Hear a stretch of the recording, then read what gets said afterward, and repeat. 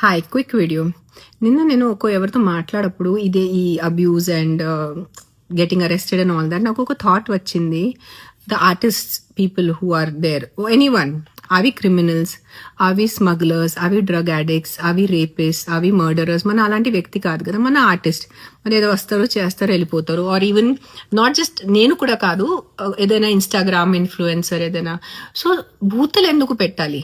మీకు నా పని నచ్చలే అంటే దాన్ని మీరు కమెంట్ చేయండి. బూతులు ఎందుకు పెడుతున్నారు? మనమేం క్రిమినల్స్ కాదు కదా, we are artist. Why are you giving us bad words? తిడుతున్నారు ఎందుకు?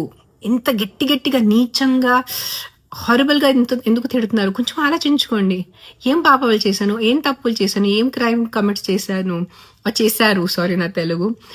ఎందుకు తిట్టాలి మీరు?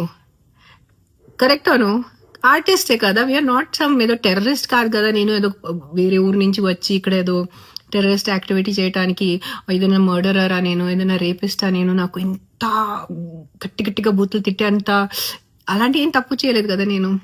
సో బూతులు తిట్టడం ఆపేయండి ఆర్టిస్ట్ని. ఇది మంచిది కాదు, నిజంగా మంచిది కాదు. Artist are very sweet, delicate people. That's why writers, dancers, singers, actors, we are very, అంటే మన మనసు కొంచెం సాఫ్ట్ ఉంటుంది. తిట్టద్దు, ఆర్టిస్ట్ని తిట్టద్దు ప్లీజ్. తిట్టే వాళ్ళు, క్రైమ్ చేసే వాళ్ళని తిట్టండి, ఆర్టిస్ట్ని తిట్టద్దు. Think of it once what I said.